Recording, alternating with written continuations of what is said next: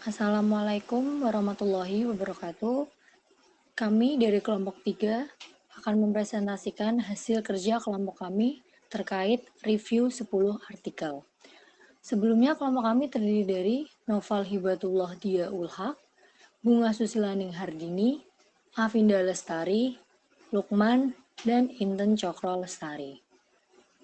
Selanjutnya, adapun pembagian kertas kerja teknis analisis data.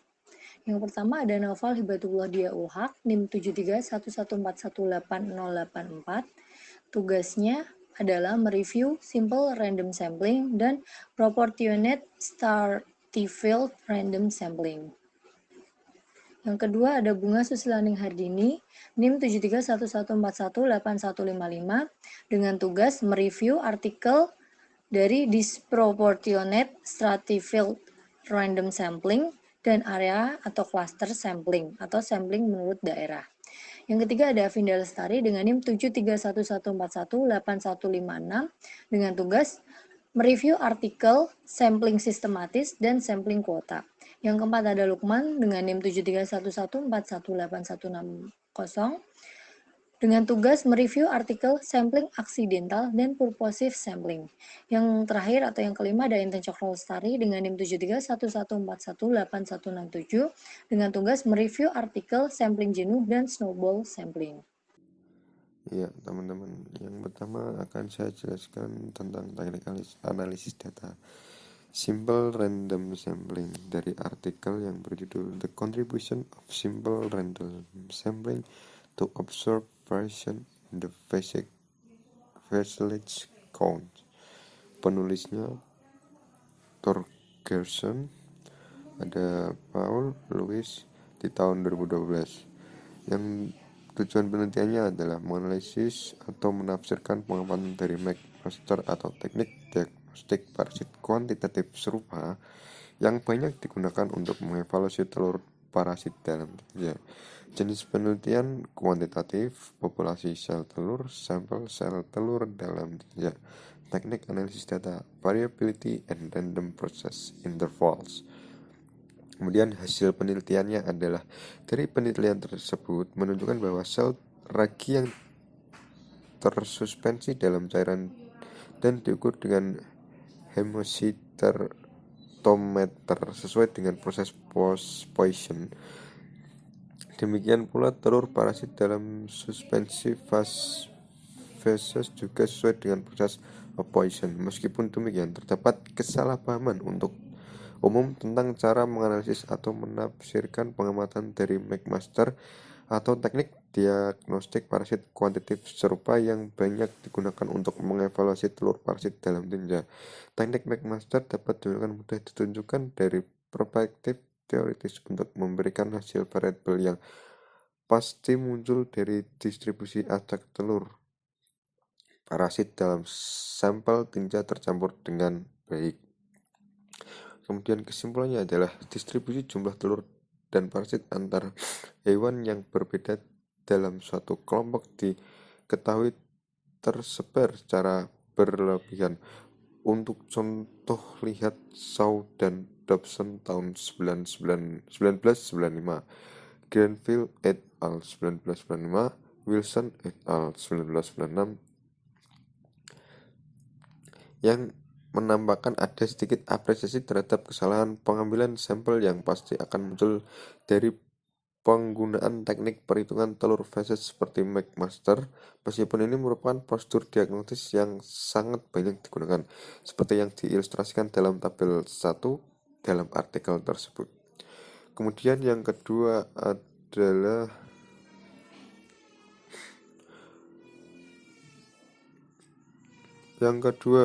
adalah proportionate stratified random sampling yang berjudul Multicultural Education, Teachers, Perfection and Preparation.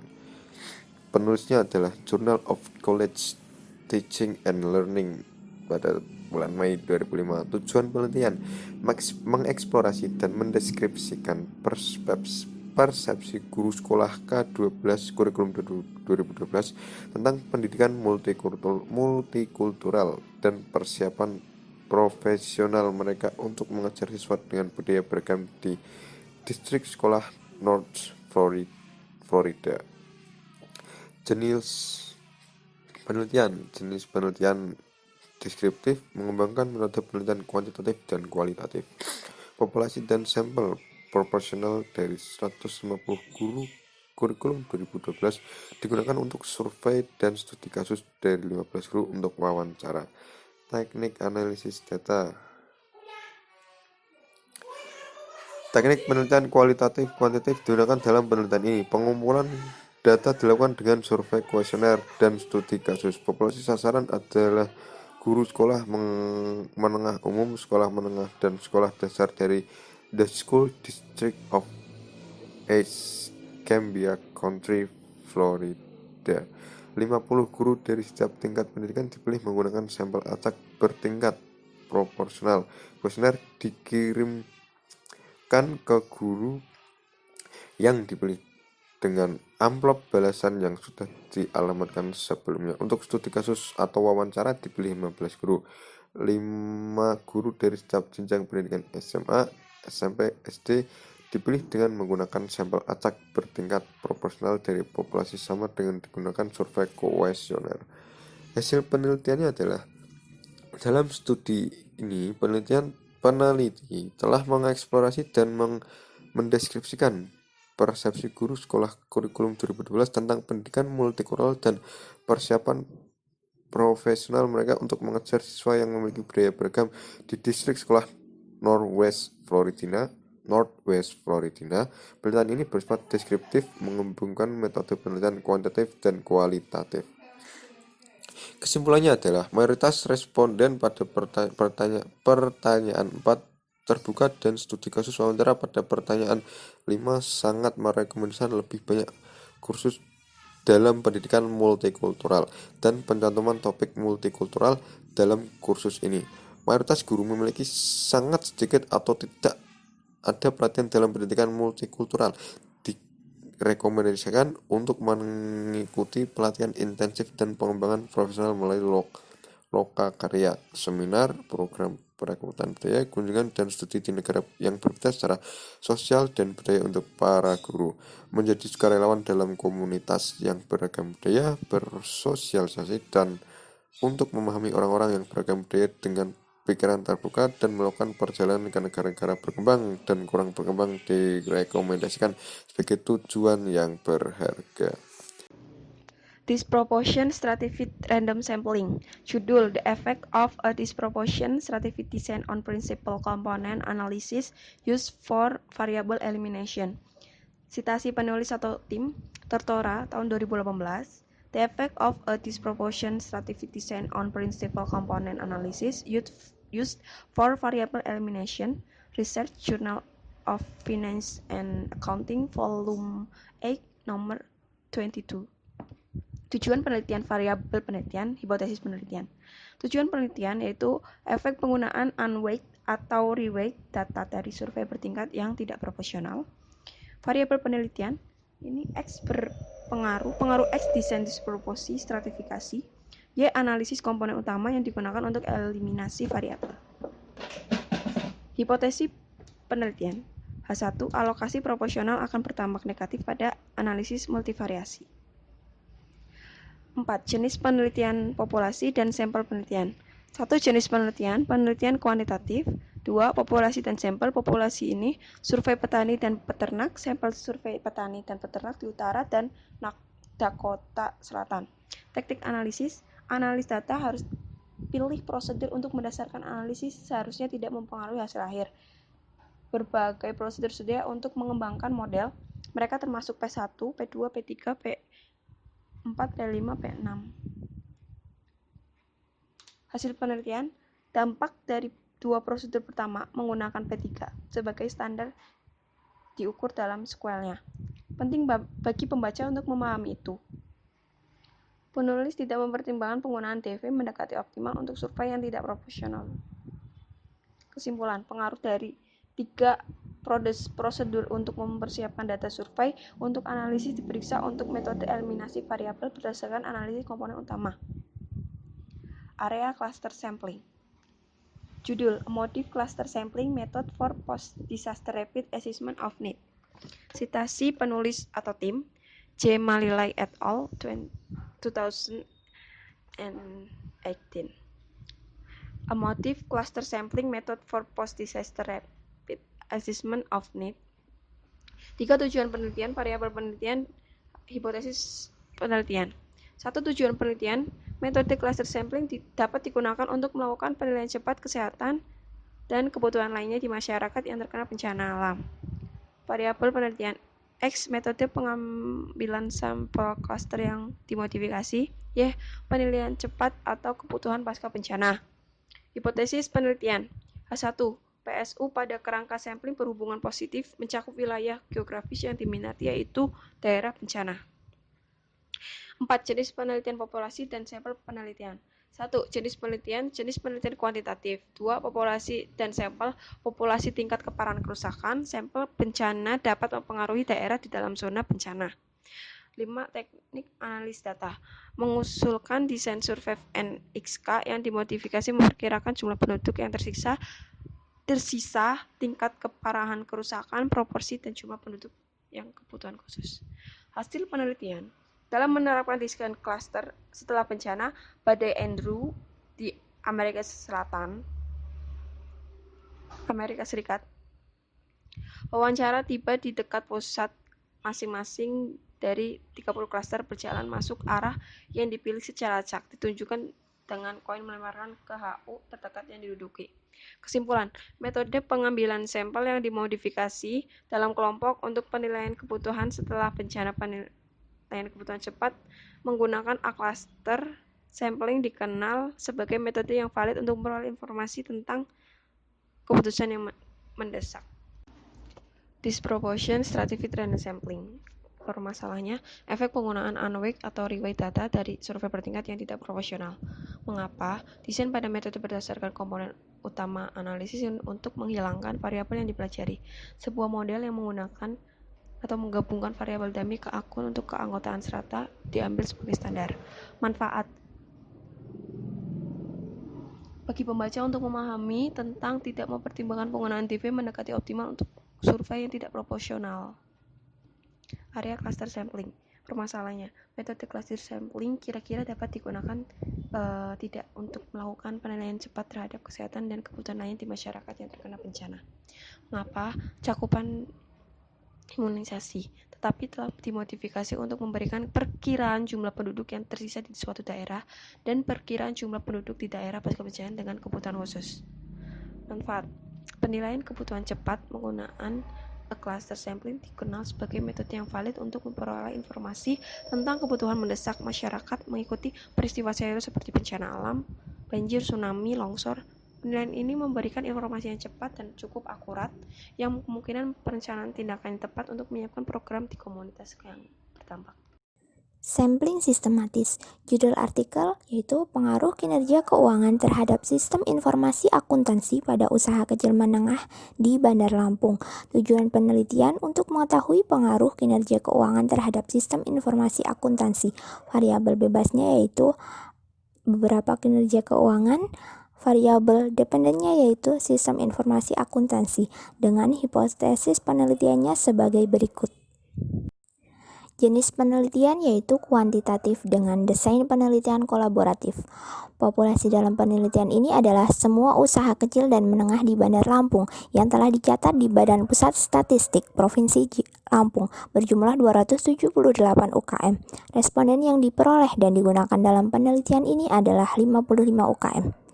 Analisis data yang digunakan dalam penelitian ini adalah uji asumsi klasik dan analisis regresi berganda menggunakan uji simultan dan uji parsial.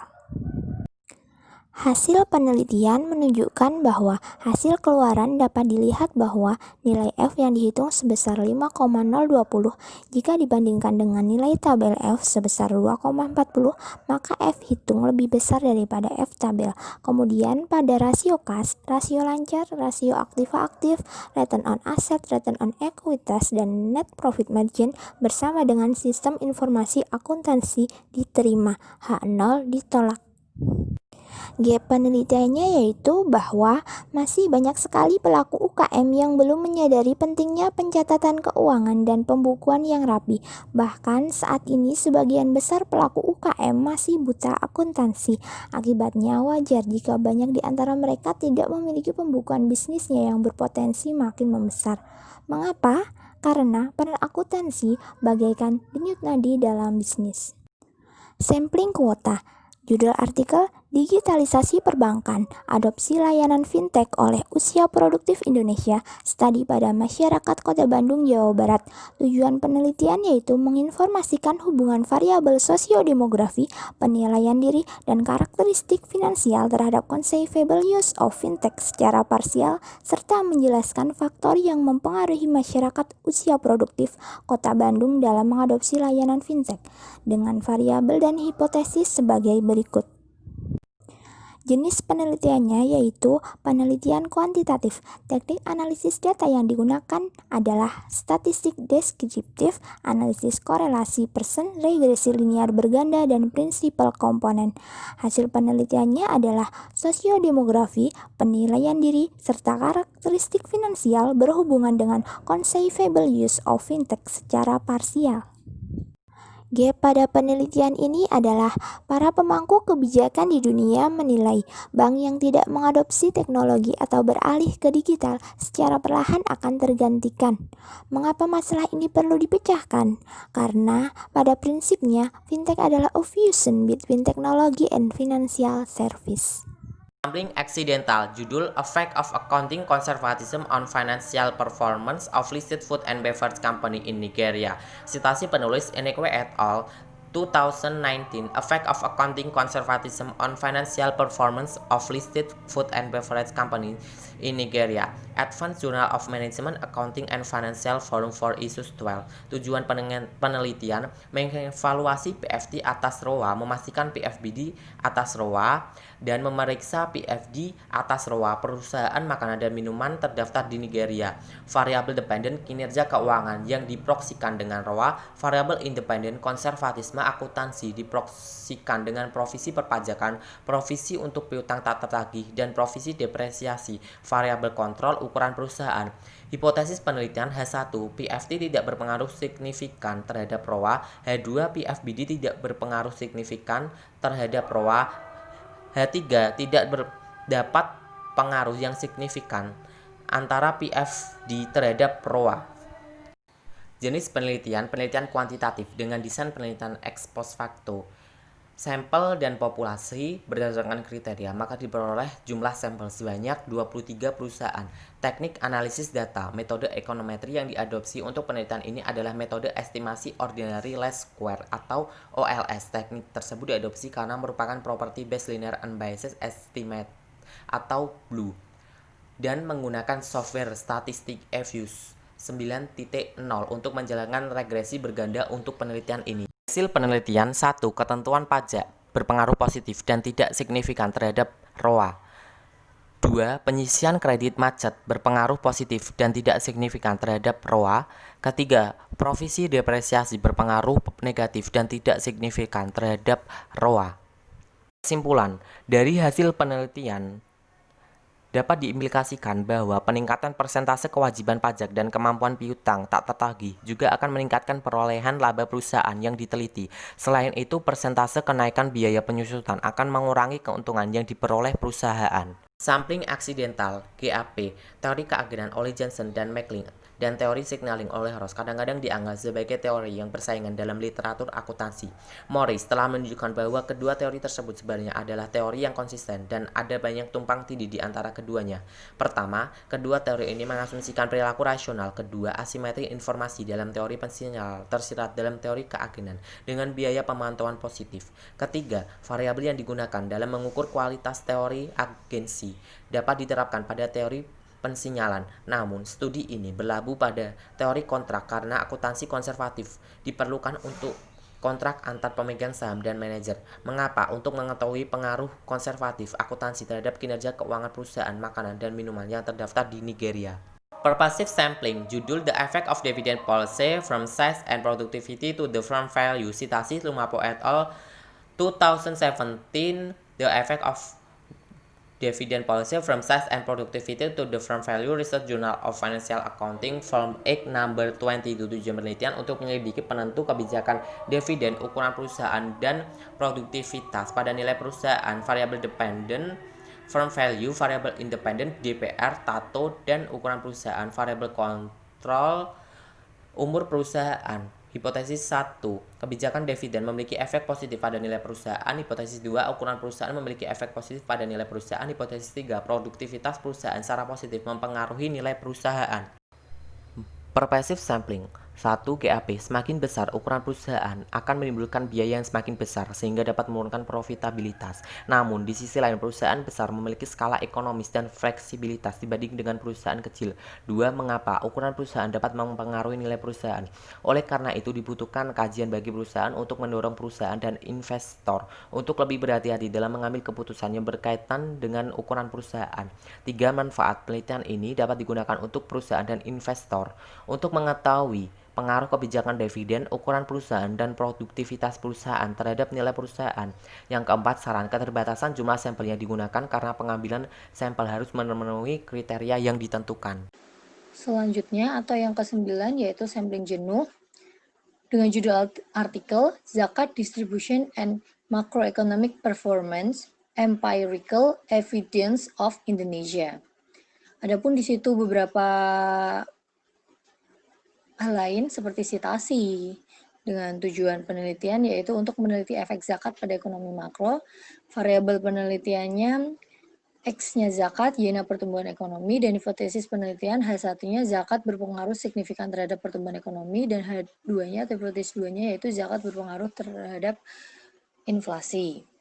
Jenis penelitian kuantitatif data tahun 2011 hingga 2017, populasi masyarakat di Indonesia, sampelnya masyarakat muslim di Indonesia. Teknis analisis datanya yaitu kuantitatif, analisis statistik distribusi normal, parametrik, korelasi computerized. Hasil penelitian, zakat berpengaruh signifikan terhadap perekonomian, pertumbuhan, dan inflasi secara positif. Adapun kesimpulan yaitu, peran penting zakat bagi perekonomian telah dijelaskan dalam banyak literasi. Sebagai dampaknya terhadap kinerja makroekonomi di Indonesia, zakat berpengaruh signifikan terhadap perekonomian, pertumbuhan, dan inflasi secara positif. Hasil ini diharapkan dapat memberikan kontribusi untuk peningkatan realisasi dana zakat karena peran zakat terbukti dapat mempengaruhi pertumbuhan ekonomi di Indonesia. Adapun gap atau masalah dari penelitian ini yaitu zakat berpengaruh signifikan terhadap perekonomian, pertumbuhan, dan inflasi secara positif. Mengapa zakat penting bagi perekonomian telah dijelaskan sebelumnya dan pengaruhnya terhadap kinerja makroekonomi di Indonesia. Peningkatan kontribusi realisasi dana zakat terbukti dapat mempengaruhi pertumbuhan ekonomi Indonesia. Manfaat dari penelitian ini diharapkan dapat memberikan kontribusi untuk meningkatkan realisasi dana zakat karena peran zakat terbukti dapat mempengaruhi pertumbuhan ekonomi Indonesia. Saran dari penelitian ini adalah pemerintah untuk terus masuk sekaligus memperbaiki sistem zakat di Indonesia, mempertimbangkan kebijakan fiskal dan moneter terkait dana zakat seperti kebijakan perpajakan dan uang pasokan. Selanjutnya yaitu snowball sampling. Dengan judul artikel The Potential of Earning Management on Wealth Transfer of Society and Managers. Citasi dengan penulis Retno Indah dan Ghazali Imam. Tujuan penelitian menguji apakah produktif manajemen untuk merancang transaksi sehingga dapat mempengaruhi kemungkinan transfer kekayaan antara perusahaan dan masyarakat atau biaya politik atau manajer atau bonus kompensasi. Variabel penelitian X1 ada manajer, X2 masyarakat, X3 penyedia dana, dan Y-nya adalah manajemen laba. Hipotesis penelitian H1, manajemen laba akan meningkatkan nilai perusahaan dengan cara meningkatkan kompensasi manajerial. H2, manajemen laba akan meningkatkan nilai perusahaan dengan cara meningkatkan biaya politik. Jenis penelitian kuantitatif, data laporan keuangan dan data manajerial, remunerasi dari laporan tahun perusahaan. Populasi perusahaan di BEI atau Bursa Efek Indonesia, sampelnya perusahaan manufaktur yang terdaftar di BEI. Teknik analisis data yaitu data kuantitatif, analisis statistik distribusi normal, parametrik korelasi, dan deskriptif computerized. Hasil penelitian, bonus kompensasi dan biaya politik memiliki dorongan nilai yang positif di mana manajemen lebih efektif untuk meningkatkan nilai perusahaan. Kesimpulan dari artikel ini adalah bagaimana manajemen laba dapat dilakukan meningkatkan potensi transfer kekayaan tidak hanya kepada manajer tetapi juga masyarakat.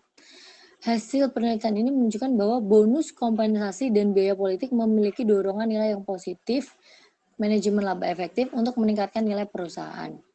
Di makalah ini juga menemukan kapan manajer menciptakan peningkatan pendapatan dipengaruhi potensi transfer kekayaan ke masyarakat. Gap atau masalah dari penelitian ini adalah bagaimana manajemen laba dapat dilakukan meningkatkan potensi transfer kekayaan tidak hanya kepada manajer tapi juga masyarakat. Mengapa masalah ini muncul? Karena bonus kompensasi dan biaya politik memiliki dorongan nilai yang positif manajemen laba efektif untuk meningkatkan nilai perusahaan. Manfaat dari penelitian ini adalah menciptakan peningkatan pendapatan, dipengaruhi potensi transfer kekayaan ke masyarakat melalui peningkatan pajak yang diterima dan manajer melalui peningkatan remunerasi manajerial. Ketika peningkatan potensi transfer kesejahteraan bagi pemangku kepentingan yang dapat diciptakan, semakin besar peluang manajemen laba untuk berperan efektif dalam meningkatkan kinerja perusahaan. Saran dari penelitian ini adalah diharapkan dapat menambah transfer kekayaan yang dinikmati oleh penyedia dana sebagai hasil dari manajemen laba. Ini akan menjadi penyeimbang gagasan bahwa penghasilan manajemen tidak hanya dipandang sebagai perilaku oportunistik tetapi juga mampu memberikan kontribusi positif bagi perusahaan. Demikian hasil kerja dari kelompok kami, yaitu mereview 10 artikel. Maaf apabila ada kesalahan baik disengaja maupun tidak disengaja atau salah pengucapan. Lebih kurangnya kami mohon maaf yang sebesar-besarnya. Terima kasih. Wassalamualaikum warahmatullahi wabarakatuh.